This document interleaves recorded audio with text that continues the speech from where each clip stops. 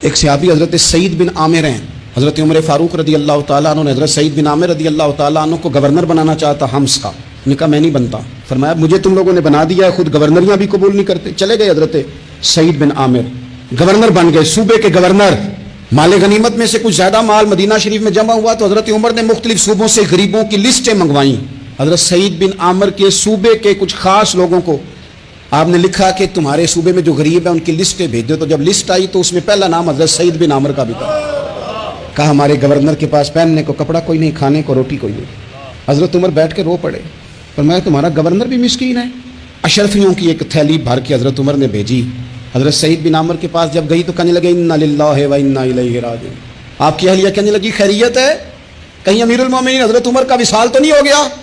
فرمانے لگے نہیں. تو فرمانے لگی کوئی آفت تو نہیں آ گئی؟ کہا نہیں. انا للہ کیوں پڑھا؟ بلی مانس دیکھنا میرے پاس دنیا آ گئی ہے، میں نے تو جان چھڑائی تھی اس سے، کہ میرے پیچھے بھاگتی ہے. حضرت سعید بن عامر نے سارا مال وہیں اللہ کے حضور خیرات کر دیا. حضرت عمر ایک دفعہ دورے پہ آئے ان کے صوبے میں تو سب لوگوں کو جامع مسجد میں بلایا، حضرت سعید بن عامر کو بھی بلایا. ابن الجوزی لکھتے ہیں کہ حضرت عمر نے فرمایا لوگوں تمہیں اپنے گورنر سے کوئی شکایت تو نہیں؟ تو لوگوں نے کہا 4 شکایتیں. ایک تو ہمارے گورنر صاحب جب شروع میں آئے تھے تو فجر کی نماز کے بعد ہی آ کے لوگوں کے بیچ بیٹھ جاتے تھے. اب اشراق چاشت کے وقت آتے ہیں، سورج پورا طلوع ہو جاتا ہے تو حضرت سعید بن عامر رضی اللہ عنہ آتے ہیں. اور دوسری شکایت یہ ہے کہ صرف دن میں ملتے ہیں، رات کو ملتے ہی نہیں. اور تیسری شکایت یہ ہے کہ ہفتے میں ایک پورا دن ہوتا ہے ملاقات ہی نہیں کرتے. اور چوتھی شکایت یہ ہے کہ کبھی کبھی بیٹھے بیٹھے رونے لگتے ہیں اور بے ہوش ہی ہو جاتے ہیں. آپ نے ایسا شخص گورنر بنا دیا جو دیوانہ ہے.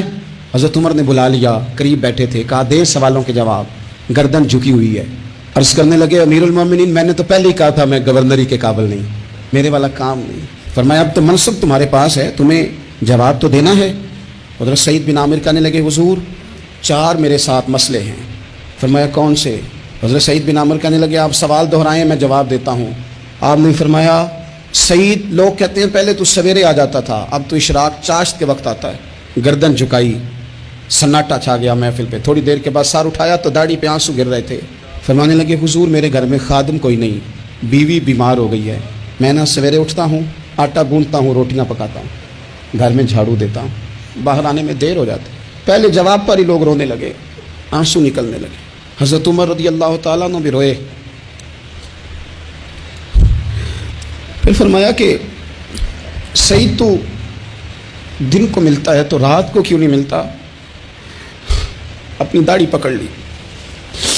کہنے لگے عمر ساری سفید ہو گئی ہے، اب تو لگتا ہے پھل پک گیا ہے، پتہ نہیں وہ کب مجھے کہے گا واپس آ جا. میں نے نا دن مخلوق کے لیے رکھا ہے، رات اپنے رب کے لیے رکھی ہوئی ہے، مجھے تکلیف نہ دی جائے. گورنر کی بات کر رہا ہوں. پھر کہا سعید یار ہفتے میں ایک دن ملتے کیوں نہیں؟ تو کہنے لگے عمر یہ میرے رب کے ساتھ پردہ ہے، اسے نہ کھولا جائے. میرا پردہ ہے نا، میں نے اپنے رب کے ساتھ اپنے پردے رکھے ہوئے ہیں. فرمایا نہیں آپ بتائیں. حضرت سعید بن عامر کہنے لگے غریب ہوں، ایک ہی جوڑا میرے پاس ہے، میں غریب ہوں. میرے جیسے لوگ ان کے پاس درجنوں جوڑے ہیں اور اس کے باوجود ان کی زبانوں پر شکر اس طرح نہیں آتا جیسے آنا چاہیے. میں نے کہا نا کہ میری اجرت میری محنت سے زیادہ کیوں ہے؟ میرے محسن تیرے احسان سے ڈر لگتا ہے.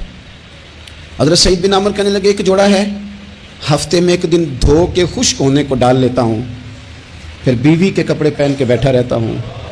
کس طرح گھر سے باہر نکلوں؟ میرا پردہ تھا، میں اپنی غریبیاں لوگوں کے سامنے نہیں رکھنا چاہتا. میں جانوں میرا رب جانے، میں راضی ہوں نا اس کی رضا پہ. اب تو حضرت عمر ہچکیاں لے کے رونے لگے. فرمانے لگے چل آخری سوال کا جواب ہی دے دے، کبھی کبھی روتے ہو تو بے ہوش ہی ہو جاتے ہو.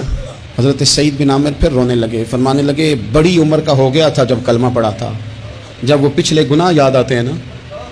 میرے سامنے لوگوں نے حضرت حبیب بن عدی کو سزا دی تھی مکے میں اور میں اس وقت مسلمان نہیں تھا، میں مدد نہیں کر سکتا. جب وہ وقت یاد آتا ہے تو برداشت سوچتا ہوں کیسے اللہ کے حضور جاؤں گا. دوستو دعا کرنا، یہ وطن جو داتا صاحب کا ہے، جو بابا فرید کا ہے، جو غریبوں کا ہے، کمزوروں کا ہے، مزدوروں کا ہے، اللہ اس ملک کو بھی کوئی ایسا شخص عطا فرما دے. کسی کو قرض حسنہ کی لذت یاد نہیں رہی، بغیر سود کے قرض دو. تمہارے پاس فاضل رکھا ہوا ہے، کسی بھائی کو دو کہ وہ اپنی معاشی گاڑی کا پہیہ چلا لے، پھر اصل واپس لے لینا. اگر اتنی ہمت نہیں ہے کہ ان تصدقوا فهو خیر لکم، صدقہ ہی کر دو تو سب سے اچھا ہے. دے ہی ڈالو اپنا فاضل سرمایہ.